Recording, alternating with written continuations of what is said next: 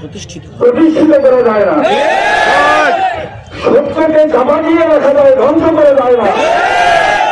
বিগত 53 বছর থেকে জামাত ইসলামীর গায়ে স্বাধীনতা বিরোধী আমাদেরকে কণ্ঠনা করার চেষ্টা করা হয়েছিল, কিন্তু গত আন্দোলন প্রমাণ করেছে জামাত ইসলামী রাজাকার নয়, ইসলামী স্বাধীনতা বিরোধী নয়, ইসলামী জঙ্গি নয়, আওয়ামী লীগের স্বাধীনতা বিরোধী।